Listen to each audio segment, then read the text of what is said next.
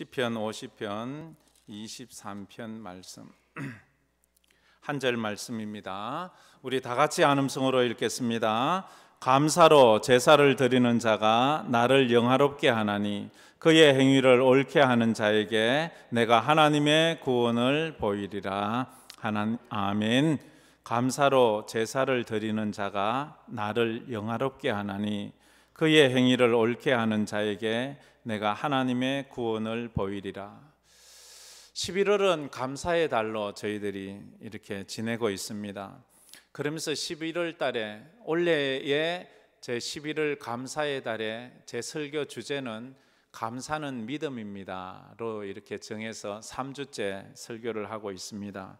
한번 따라해 봅시다. 감사는 믿음입니다. 예, 감사는 믿음입니다. 믿음에는 기적이 있습니다. 네가 믿으면 하나님의 영광을 보리라 했던 것처럼 믿으면 기적을 경험할 수 있습니다. 그런데 감사가 믿음이라 했기 때문에 감사에도 기적이 있습니다. 그래 수년 전부터 이런 게 또 유행을 하고 있습니다. 감사일기, 감사일기 쓰기 이런 거. 그래서 저희 교회 서점에도 제가 부탁을 해 놓았습니다. 감사일기에 대한 책을 좀 갖다 놓으세요. 그리고 감사일기장을 좀 구비해 놓으시면 좋겠어요. 이렇게 부탁을 드렸습니다. 감사일기라는 이런 또 것을 하면서 감사에는 기적이 있거든요. 감사를 하다가 치유를 경험하고 감사를 경험하다가 도저히 안 되던 일이 회복이 되고 감사를 하면서 육체적으로 또 인간관계적으로 영적으로 모든 것들이 풀리는 기적을 경험하는 그런 것들이 있어요. 참 좋은 내용들이 많습니다. 아마 제가 부탁을 해놔서 이번 주나 다음 주쯤에는 갖다 놓지 싶은데 여러분들이 그런 데도 좀 관심을 가져주시면 참 감사하겠습니다. 브라질에는 유대인들이 12만 명 정도 살고 있답니다. 브라질 전체 인구의 한 0.06%, 0.1%도 되지 않습니다. 유대인들이 브라질에서 0.06%밖에 되지 않는데 브라질의 정치, 경제, 사회 모든 분야에 강력한 영향력을 가지고 있는 거예요. 그래서 어느 한 기자가 이것을 이상하게 여겨서 이걸 연구를 해봤답니다.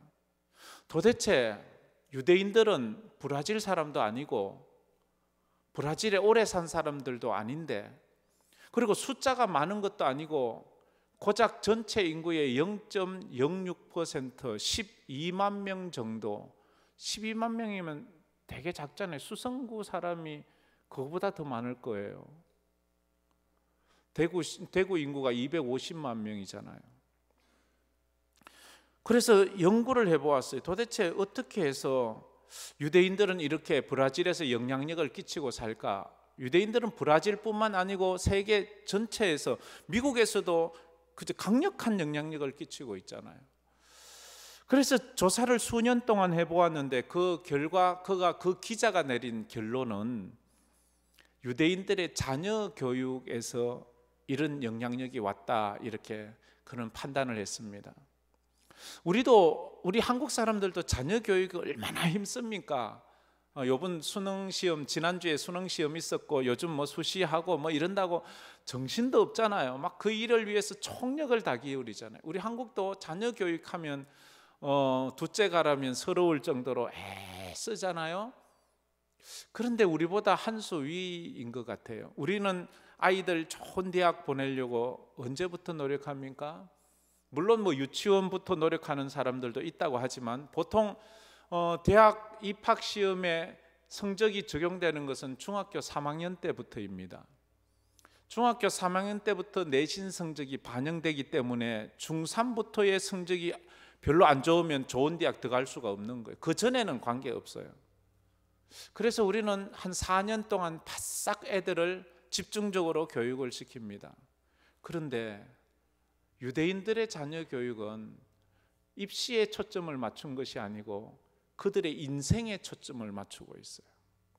4년 동안 바싹해서 좋은 대학이 자녀 교육의 목적인 사람들과 그들의 인생 전체를 행복하고 성공하는 인생을 만들려는 감사하는 교육하는 인생을 교육하는 사람들의 그 방법은 달랐다 하는 거지요. 그래서 저들의 자녀 교육은 무엇이 다른가? 유대인들도 아이들 공부 많이 시키고 다 하지만 유대인들이 자녀들에게 교육을 가장 오랫동안 시키는 교육 중에 하나가 감사 교육이래요. 유대인들은 아이가 태어나서 말을 하기 시작하는 때면은 말을 보통 3살, 4살 전에 보통 3살쯤 말을 하잖아요. 그럼 그때부터 가르치는 첫 번째 가르치는 게 아침에 일어나서 처음 해야 하는 그런 기도문을 가르치는데 간단해요. 모대아니라는 이 문구에 모대아니 이게 무슨 뜻인가 하면 나는 감사드립니다. 나는 감사드립니다. 태어나서 말을 하기 시작한 아이에게 아침에 일어나서 너는 이 말을 꼭 해야 돼. 나는 감사드립니다. 그래서 아이들은 3살 버릇 8까지 간다고 말을 시작하기 시작한 3살부터 모대아니를 아침마다 했던 아이는 늘 나는 감사드립니다. 하루를 감사로 시작하는 사람과 하루를 원망과 불평으로 시작하는 사람의 하루의 일생은 많이 다를 겁니다.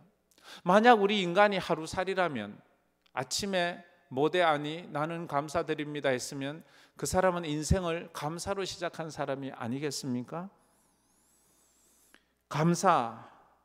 이 감사는 우리 과거의 상처를 치유하는 능력이 있대요. 과거의 그 아픔, 그 배신, 이것이 치유되지 않는 사람이 감사를 하기 시작하면 과거의 상처가 치유되고, 감사는 현재의 아픔을 자족할 수 있는 사람으로 만드는 거예요.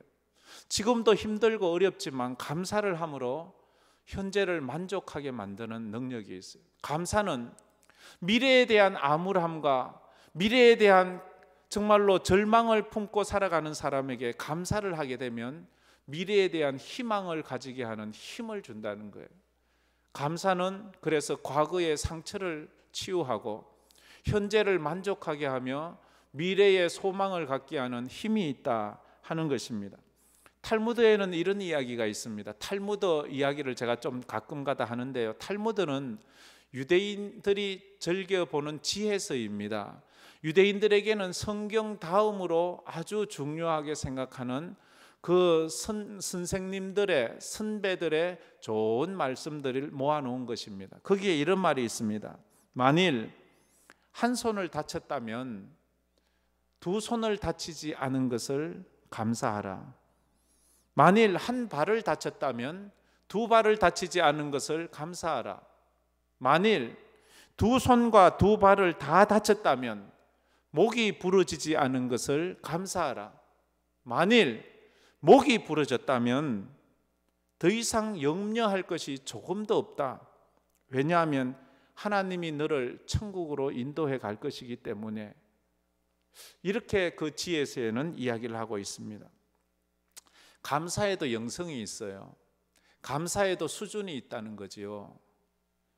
감사의 수준이 있습니다. 감사라고 다 같은 감사가 아닙니다. 아주 낮은 감사가 있고 큰 감사가 있기도 하지요. 이 감사의 수준이 있다는 것을 가르치기 위한 유대인들은 이런 랍비의 이야기를 전해주고 있습니다. 랍비 가운데 아키바라는 랍비가 있었습니다. 그 사람의 일화 중에 하나가 이렇습니다. 이 랍비가 어느 날 멀리 여행을 하게 되었습니다. 그래서 여행을 하면서 여행을 위해서 4가지를 준비했습니다. 첫 번째는 그 여행을 하면서 밤이면 책을 읽어야 되는데 책을 읽기 위한 등잔불을 준비했습니다. 두 번째로는 밤에 시간을 알기 위해서 시간을 가르쳐주는 수탉을 또 한 마리 준비를 했습니다. 그리고 먼 길을 가야 되니까 먼 길을 걷다 보면 다리가 아프니까 그를 태워줄 나귀를 준비했습니다. 그리고 마지막으로 여행길에 읽을 토라 율법서를 준비했습니다. 그래서 그는 이렇게 4가지를 준비해서 이제 여행을 하다가 어느 마을에 이르게 되었습니다. 그 마을에서 이제 하룻밤 지내려고 숙소를 찾습니다. 그런데 그 마을 어느 집도 그를 받아들이지 않습니다. 우리 마을에서 나가라는 거예요. 그래서 그는 할 수 없이 그 랍비는 그 마을 밖을 나와서 노숙을 하게 되었습니다.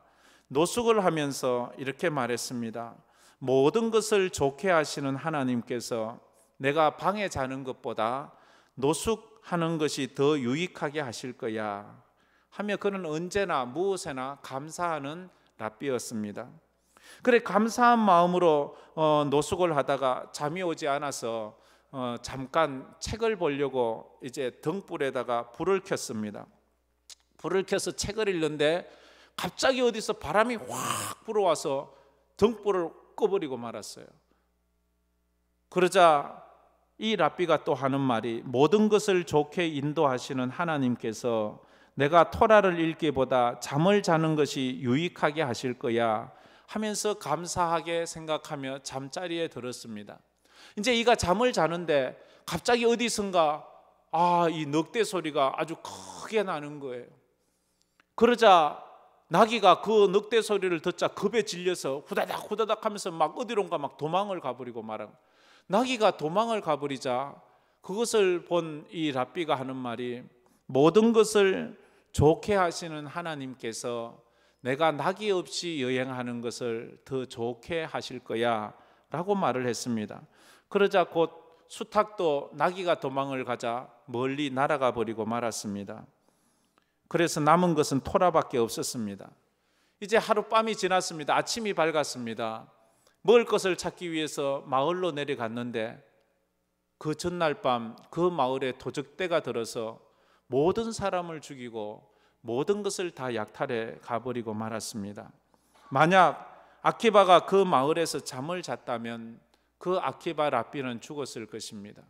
만약 등불이 꺼지지 않고 계속 켜져 있었더라면 도적대들이 그 불빛을 보고 아키바를 죽였을 것입니다.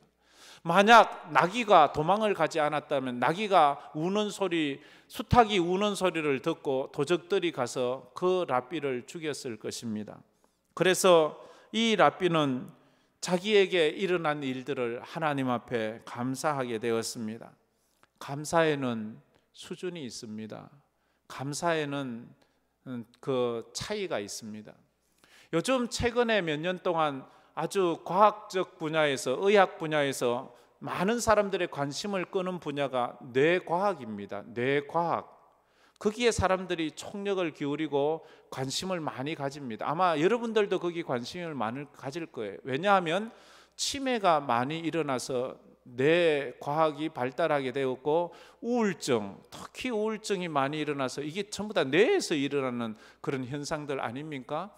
그런 것들을 많이 연구하게 되었습니다. 그러면서 그 사람들이 하는 말 중에 하나가 우리 뇌에는 뇌파도 있고 호르몬도 있는데 감사할 때 나오는 호르몬이 있고 우리가 불평할 때 나오는 호르몬이 있다는 거예요. 그래서 감사하는 사람은 이 뇌에서 감사의 호르몬이 많이 나와서 사람의 마음을 편안하게 한다는 거예요. 그런데 이 불안해하는 사람, 막 불평하는 사람은 뇌에서 불안하고 두려워하는 이 호르몬이 많이 나와서 사람의 마음을 자꾸 불안하게 만드는 거예요.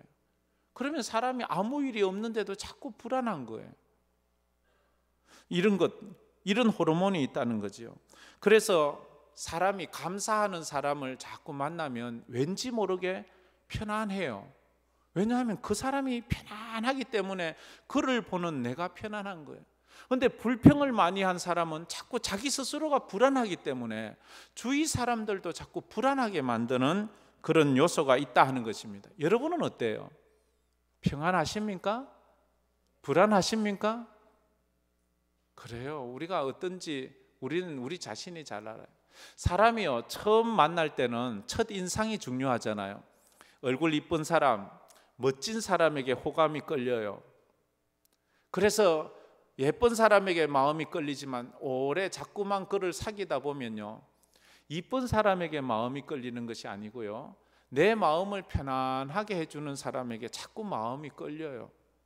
저 사람은 이쁘지도 않고 돈도 많은 것도 아닌데 잘난 것도 없는데 저 사람 만나면 괜히 마음이 편안해. 근데 저 사람은 뭐 가진 것도 좀 있고 뭐 잘나고 이런데 저 사람만 만나면 자꾸 불안해. 여러분 누구 만나고 싶습니까? 편안한 사람을 만나고, 그건 당연. 근데 그 평안함이 어디서 오냐면 감사에서 오는 거예요. 감사하는 사람이 얼마나 매력 있는 줄 아세요, 여러분?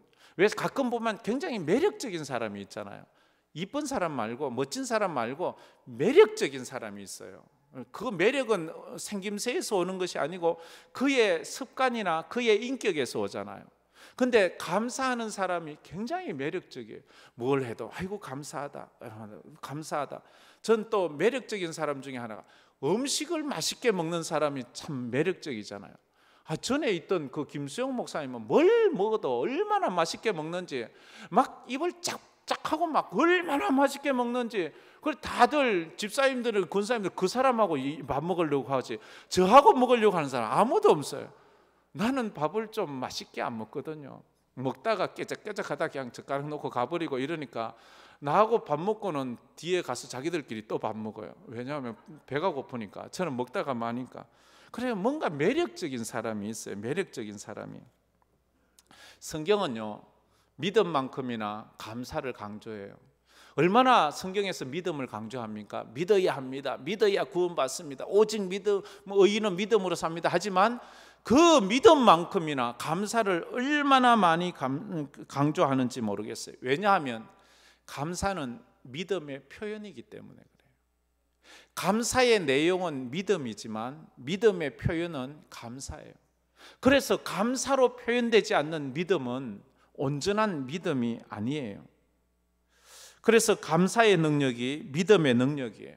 그러면 감사는 누가 할 수 있어요? 감사를 어떻게 할 수 있나요? 감사는요, 그 가치를 아는 사람이 감사할 수 있대요. 그 가치를 아는 사람. 가치를 모르면 감사를 못해요. 밥을 먹으면서 밥의 가치를 알면 감사하게 먹어요. 참 감사하다, 참 감사하다. 그렇게 해요. 예수님의 가치를 아는 사람은 감사해요.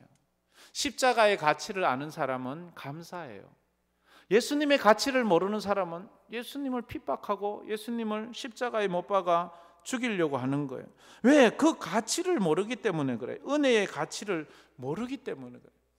부모의 가치를 아는 사람은 부모에게 감사합니다.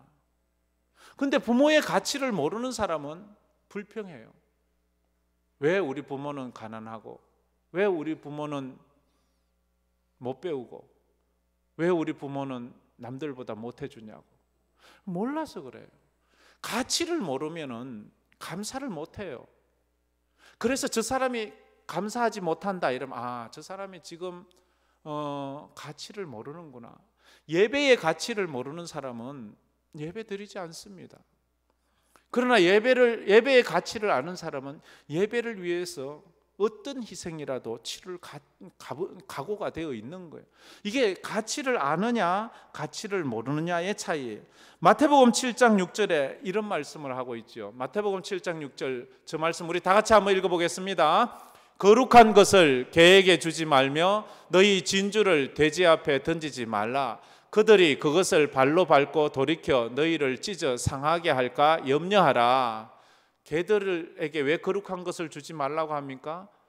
거룩함의 가치를 개들은 몰라요. 돼지에게 왜 진주를 주지 말라고 합니까? 돼지는 진주의 귀함을 몰라요. 도리어 음식 찌끄러기 썩어 문드러지는 그런 거 주면 좋아하고 막 좋아하지, 그 귀한 거 주면 좋아할 줄을 몰라요. 우리가 복음 전할 때 왜 어떤 사람들은 그 복음을 거부합니까? 복음의 가치를 몰라서 그래요. 우리도 처음에 몰랐잖아요. 근데 그것을 자꾸 전해주다 보니까 그 귀한 가치를 알아 하나님께 또 감사하면서 예배를 드리는 거 아닙니까? 감사는 가치를 아는 사람만이 감사해요. 영혼의 가치를 아는 사람이 영혼을 사모하고 영혼에 속한 것에 대해서 감사를 하는 거예요. 오늘 여러분은 이 감사의 가치를 아는 사람임을 믿습니다. 할렐루야. 이게 감사예요. 그래서 오늘 한 세 가지로 한번 감사하는 믿음입니다. 생각해 보면 감사하는 성도가 되려면 먼저 하나님의 은혜를 깨달아야 돼요. 은혜를 깨달아야 감사를 하는 거예요. 감사를 하자면 무엇이 은혜인지를 알아야 돼요. 뭐가 은혜야 도대체? 은혜가 뭐지? 그래서 어떤 사람 말은 목사님 난 아직도 은혜가 뭔지 몰라요. 은혜 받지 못했어요 라고 말합니다. 과연 우리는 은혜 받지 못했을까요? 은혜가 꼭 기적을 경험하고 죽었다가 살아나고 가난했다가 부자가 되고 놀라운 무슨 영적인 체험을 해야지만 그것이 은혜 받은 건가요? 은혜는 그것보다 더 큰 놀라운 그런 차원의 것입니다. 첫째로 은혜라는 것은 은혜는 뭐예요? 갚을 수 없는 사랑을 은혜라고 표현해요. 갚을 수 있는 거면 이미 은혜가 아니에요. 내가 도무지 갚을 수 없는 그걸 받았을 때 그게 은혜예요. 그 중에 은혜가 뭐예요? 내가 생명을 얻은 것, 이거 갚을 수 없는 거예요. 이건 은혜예요. 내가 천국 들어가게 된 것, 이건 돈으로 살 수 있는 게 아니에요. 갚을 수 없는 게 은혜인데 그럼 그 갚을 수 없는 게 뭐냐? 첫째, 하나님의 자녀된 것. 내가 하나님의 자녀된 것. 그래서 천국 들어가게 되고 내가 구원받게 된 것, 이건 갚을 수 없는 은혜예요. 우리가 이것을 깨달으면 감사하게 돼요. 내가 하나님의 자녀가 되었구나. 또 은혜라는 건 뭐예요? 은혜라는 것은 내가 원하고 바라던 것을 이루었을 때 그게 은혜인가요? 물론 그것도 은혜라고 표현할 수 있지만 그것보다도 내가 하나님이 기뻐하는 존재가 되었다는 그 자체가 은혜예요. 내가 하나님이 기뻐하는 존재가 된 게 뭐예요? 예배자가 된 거예요. 기도하는 사람이 된 거예요. 믿는 자가 된 거예요. 야, 내가 이런 사람이 되었구나. 이 존재에 대한 감사를 해야 돼. 내가 하나님이 기뻐하시는 사람이 되었구나. 그게 얼마나 감사해요. 그 다음에 또 하나, 은혜는 설교를 들으면서 고개를 끄덕하고 아멘 하는 그 정도가 은혜 받는 게 아니고요. 내가 하나님의 말씀대로 내 삶이 변화되고 있다는 것을 깨달을 때 은혜 받은 거예요. 내가 어느 순간에 보니까 하나님의 말씀대로 내 삶이 변하고 있어요. 그래서 데살로니가전서 5장에 성도가 어떤 상황에서도 해야 할 것이 있죠. 아무리 속상하고 아무리 힘들고 아무리 어렵고 아무리 암담해도 주님 말씀했었어요. 항상 기뻐하라. 쉬지 말고 기도하라. 범사에 감사하라. 이는 그리스도 예수 안에서 너희를 향하신 하나님의 뜻이니라. 어느 날 보니까 내가 힘든데도 기뻐하고 있어요. 기도하고 있어요. 감사하고 있어요. 야, 내가 하나님의 말씀대로 내가 살아가고 있네. 이게 은혜예요. 이게 은혜. 여러분들이 오늘 하나님 어렵고 힘들지만 하나님 앞에 예배드리러 나왔잖아요. 이게 은혜입니다. 할렐루야. 이게 은혜예요. 이게 우리에게 지금 큰 변화도 없고 기적도 없지만 내가 예배자가 되고 예배드리고 있다. 이거 하나만으로도 이게 은혜예요. 이걸 깨달으면 감사를 할 수가 있다 하는 것입니다. 그래서 이미 우리는 은혜를 받았어요. 단지 우리가 그 은혜를 깊이 깨닫지 못하고 있을 뿐입니다.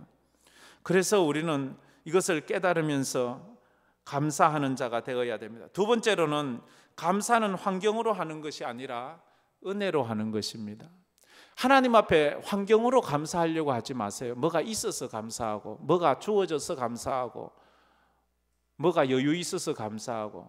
감사는 그걸로 하는 게 아니고요, 은혜로 하는 거예요. 은혜로. 조금 더 쉽게 말하자면 감사는 내 것으로 하는 것이 아니라 하나님이 주신 것으로 하는 거예요. 내 것으로 하자면 아이고 이거 내 건데, 이건 내가 한 건데, 이러면 이게 인색해져요. 하나님이 주신 것으로 하려면 이거 하나님이 주신 것인데 이건 하나님이 주셨어. 이건 하나님의 것이었어.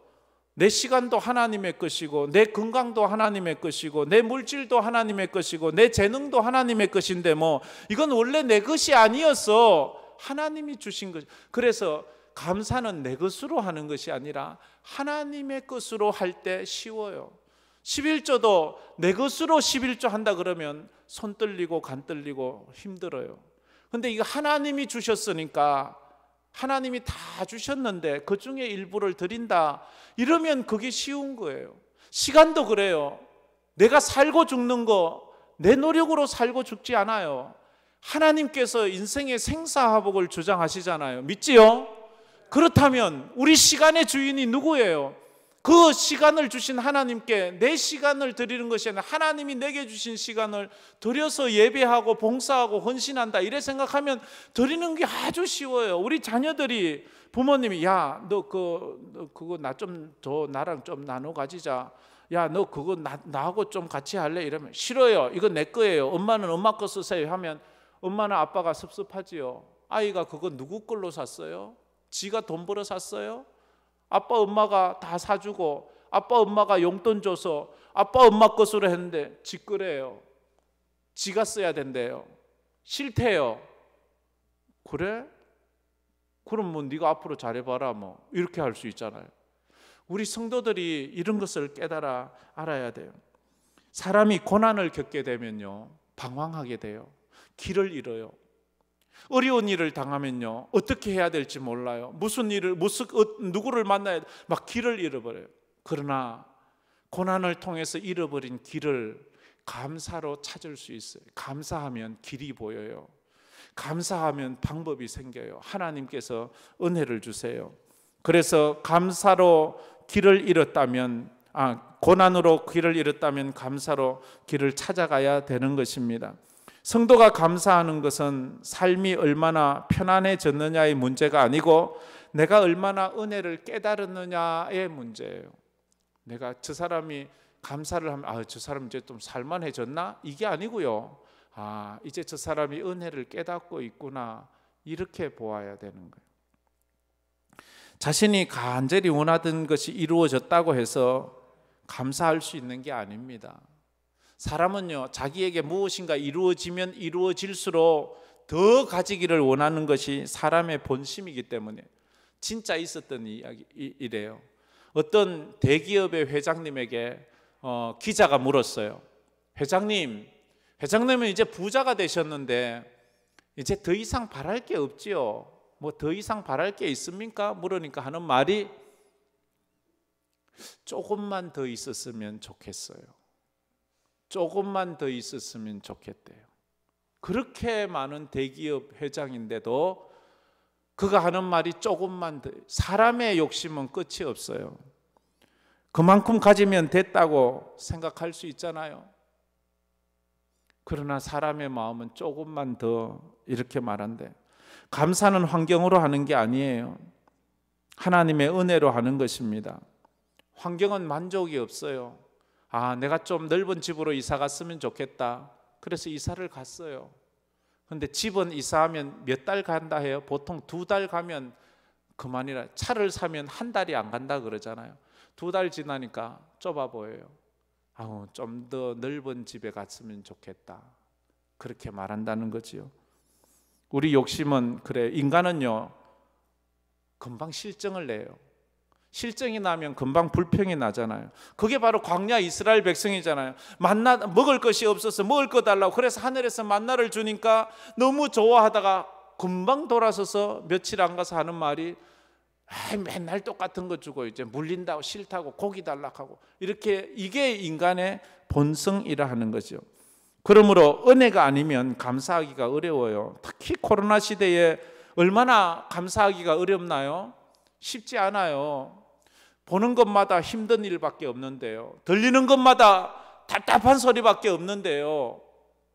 뉴스 틀어서 여러분이 기분 좋은 소식이 요즘 좀 있습니까?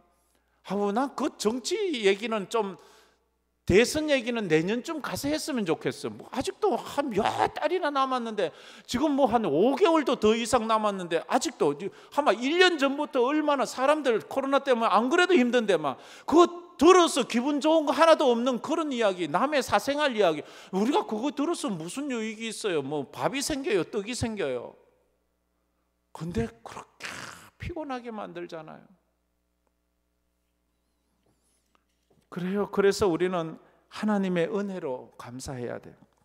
마지막으로, 감사는 하나님을 영화롭게 하며 하나님의 구원을 보게 합니다. 오늘 본문 말씀 23절에 그래서 이렇게 말씀을 하고 있습니다. 우리 23절 말씀 한번 다 같이 읽어보겠습니다.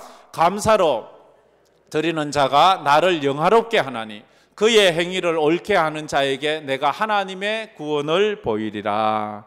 이 말씀에 두 종류의 사람을 이야기해요. 첫 번째 사람은 감사로 예배 드리는 사람이 있어요. 둘째 사람은 그의 행위를 옳게 하는 자가 있어요. 감사로 제사 드리는 자는 하나님을 영화롭게 하는 사람이고 그의 행위를 옳게 하는 자는 하나님의 구원을 보는 자예요. 그러므로 가만히 보면 감사로 제사를 드리는 자와 그의 행위를 옳게 하는 자는 같은 사람을 지금 의미하고 있어요. 감사로 제사 드리는 자, 제사 드리는 자는 많아요. 예배하는 자는 많아요. 근데 진짜 하나님의 은혜를 가지고 감사하며 예배하는 자가 적다는 거예요. 그래서 하나님은 하나님께 영광 돌리자면 감사로 예배해야 된다, 그렇게 말씀을 하고 있습니다. 고린도전서 10장 31절에도 그런즉 너희가 먹든지 마시든지 무엇을 하든지 다 하나님의 영광을 위해서 하라. 하나님의 영광을 위해서 뭘 하든지 하나님의 영광, 감사도 하나님의 영광이에요. 인간의 삶의 목적은 뭐예요? 소요리문답 제1문 1답, 사람의 제일된 목적은 무엇입니까? 하나님을 기뻐하고 영원토록 그를 즐거워하는 것, 하나님을 영화롭게 하고 영원토록 그를 즐겁게 하는 그거, 그게 우리 인간의 목적이다, 이렇게 말해요. 그래서 그렇게 감사하는 자는 하나님을 영화롭게 하고 그의 행위가 옳다 인정함을 받은 자는 하나님의 구원을 보는 거예요. 감사하는 자는 하나님을 영화롭게 하고 하나님의 구원을 보는 거예요. 온갖 기적을 다 경험하고도 구원받지 못하는 사람이 있어요. 예수님에게 떡 얻어먹고 예수님에게 병 고침 받고 예수님의 그 이적들을 경험한 사람들 중에도 구원받지 못한 사람이 많아요. 그런데 하나님의 은혜에 감사하는 자가 구원받지 못한 예는 단 한 명도 없어요. 그러니까 우리에게는 기적보다도 감사가 중요해요. 다른 떡 얻어먹는 것보다도 감사가 중요해요. 떡 얻어먹고 부자 되고 병 고치고 기적했지만 다 예수님 떠나잖아요. 그런데 감사하는 자는 구원을 얻잖아요. 누가복음 17장에 이런 말씀이 있잖아요. 10명의 나환자들이 예수님께 나왔어요. 예수님께 나와서 10명 다 그 나환 불치병이 다 나았어요. 그런데 10명 중에 9명은 그냥 각각 자기 집으로 돌아가고 1명, 그 중에서도 이방인인 사마리아 사람만 와서 예수님께 감사하다고 말을 했어요. 누가복음 17장 15절 이하에 그 중에 한 사람이 자기가 낳은 것을 보고 큰 소리로 하나님께 영광 돌리며 돌아와 예수의 발 아래 엎드려 감사하니 그는 사마리아 사람이라. 예수께서 대답하여 이르시되 10사람이 다 깨끗함을 받지 아니하였느냐? 그 9은 어디 있느냐? 이 이방인 외에는 하나님께 영광을 돌리려 돌아온 자가 없느냐 하시고 그에게 이르시되 일어나 가라, 내 믿음이 너를 구원하였느니라 하시더라. 아멘. 이 한 명의 환자는 자기 병 나은 것을 감사했을 뿐이에요. 예수님께 와서 예수님 믿습니다, 내가 예수님 믿겠습니다, 이런 말 한마디도 하지 않았어요. 그냥 감사를 했는데 예수님은 그에게 뭐라고 말해요? 너의 믿음이 너를 구원했다고 말. 감사가 믿음이라고 말하시는 거예요. 감사가 믿음이에요. 그래서 하나님은 그걸 그렇게 인정하고 계시는 거예요. 성도는 이제 오늘 결심을 해야 됩니다. 우리는 결심해서 나는 아침에 일어나서 제일 먼저 하루를 감사로 시작해야 되겠다. 모대하니 나는 감사드립니다. 불평으로 시작하지 마세요. 짜증내므로 시작하지 마세요. 감사함으로. 모대하니 나는 감사드립니다. 감사하는 성도가 되기를 바랍니다. 한번 다 같이 따라해 봅시다. 감사는 믿음입니다. 그렇게 감사했으면 좋겠습니다. 우리 이 찬양 부르면서 나갔으면 좋겠습니다. 내가 지금까지 지내온 것은 주의 은혜라, 주의 은혜라. 지금까지 지내온 것은 주의 은혜라, 주의 은혜라.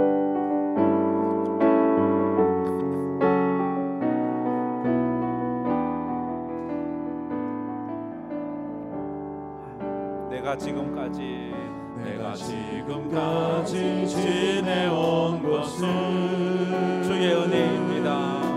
주의 은혜라 주의 은혜라 지금까지 지내온 것은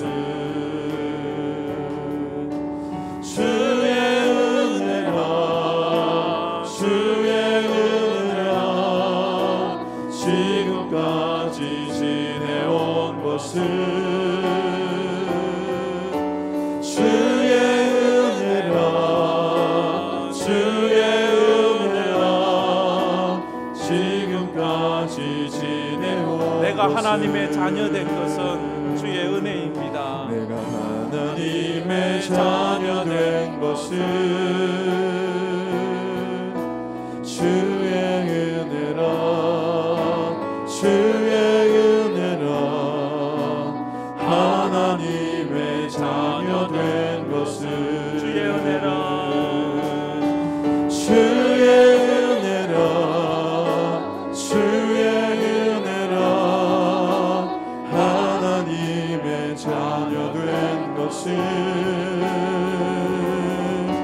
주의 은혜라 주의 은혜라 하나님의 자녀된 것은 내가 이 자리에 서 있는 것도 하나님의 내가 은혜입니다. 이 자리에 서 있는 것은 주의 은혜라 주의 은혜라 이 자리에 서 있는 것은 주의 은혜라 주의 은혜라 주의 은혜라 이 자리에 서 있는 것은 주의 은혜라 주의 은혜라 이 자리에 서 있는 것은 내가 이 자리에 서 있는 것은 주의 은혜입니다. 주의 은혜라 주의 은혜라 이 자리에 서 있는 것은 주의 은혜라 주의 은혜라 이 자리에 서 있는 것은 주의 은혜라 주의 은혜라 이 자리에 서 있는 것은 우리 한번 다 같이 눈을 감고 머리를 숙이면서 우리가 올 한 해만이라도 한번 돌아보았으면 좋겠습니다. 여러분은 1월 달을 어떻게 시작을 했습니까? 어떻게 지금까지 여기까지 이 자리에 오게 되었습니까? 1월 달은 3차 코로나 유행으로 모든 교회가 문을 닫아야 했고 저희 교회도 예외가 아니었습니다. 저는 병원에 입원을 해야 했고 1월 한 달 동안 병원에서 음압실에 있어야 했습니다. 그렇게 암울하게 시작됐던 그 한 해를 하나님은 여기까지 인도해 주셨고 은혜 베풀어 주셨습니다. 수많은 사람들이 아파하고 힘들어하는 가운데서도 하나님은 우리에게 예배드리게 하셨고 우리의 예배를 받으셔서 지금 여기에 왔습니다. 감사는 과거의 상처를 치유하는 능력이 있습니다. 감사는 현재의 어려움을 이겨내는, 그래서 만족하게 하는 힘이 있습니다. 감사는 암울한 미래에 대한 낙심이 아니라 희망을 품게 하는 힘이 있습니다. 오늘 여러분에게 이런 감사의 은혜가 있었으면 좋겠습니다. 감사는 우리 뇌에서 인생을 평안하게 하는 호르몬이 많이 나온다고 합니다. 감사는 그런데 은혜를 깨닫는 자만이 합니다. 가치를 깨닫는 자가 감사를 할 수 있습니다. 예수님의 가치, 십자가의 가치, 천국의 가치를 아는 자만이, 예배의 가치를 아는 자만이 하나님을 예배하고 예수를 믿으며 믿음으로 나간다고 합니다. 우리가 세상에 있는 것보다도 더 가치가 영원한 것임을 알아야 합니다. 그래서 개들에게 거룩한 것을 주지 말며 돼지 앞에 진주를 던지지 말라고 했는 그런 가치를 모르는 인생이 아니라 가치를 알게 해달라고, 앞으로도 감사하며 살게 해달라고 우리 다 같이 한번 감사의 기도를 드리겠습니다. 참 좋으신 하나님 감사합니다. 오늘도 하나님께서 저희들을 여기까지 인도해주셔서 저희들이 여기에 나왔습니다. 오늘도 하나님 앞에 나온 성도들을 정말 오랜만에 어렵게 지내다가 주님 앞에 나온 성도들, 주여 저들에게 은혜를 베풀어 저들의 인생이 감사로 해석되게 하여 주시고, 감사할 때 기적이 일어나고, 감사할 때 치유가 일어나고, 감사할 때 회복이 일어날 수 있도록 도와주시옵소서. 우리 모든 사랑하는 성도들이 우리 과거의 감사가 상처를 회복되게 하여 치유하고, 감사는 주시옵소서. 현재의 어려움을 만족할 수 있는 힘을 주시고, 감사는 미래의 암울함을 희망으로 바꾸는 그런 능력이 있다고 더욱더 감사함으로 나아갈 수 있는 그런 삶이 될 수 있도록 지원을 베풀어 주시옵소서. 아버지 하나님, 갚을 수 없는 하나님의 은혜를 깨달을 때 그 가치를 주님 손에 있음을 아버지는 고백하며 나아갑니다. 하나님 아버지 감사하며 주님 앞에 영광을 드리며 우리의 삶이 아버지의 하나님의 구원을 다시 한번 회복될 수 있는 귀한 은혜가 우리의 삶 가운데 나타날 수 있도록 은혜를 더하여 주시옵소서. 참 좋으신 하나님 감사합니다. 감사는 믿음이라고 했습니다. 믿음에는 기적이 일어납니다. 감사할 때 기적이 일어난다고 했습니다. 우리의 병이 치유되게 하여 주옵소서. 감사할 때 회복이 일어나게 하여 주시옵소서. 감사할 때 하나님 영광 받아 주시옵소서. 그래서 감사함으로 지난 과거의 상처가 치유되고, 감사함으로 미래의 암울함이 희망으로 바뀌는 역사가 우리 모든 성도들에게 임하여 지게 하여 주시옵소서.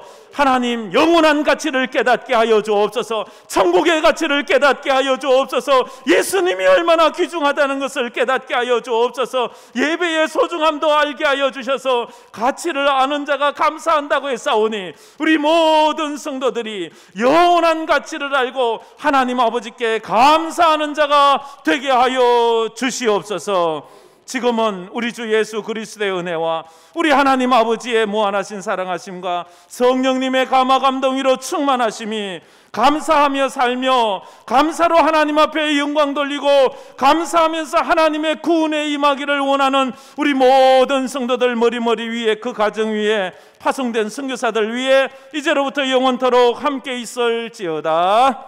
아멘.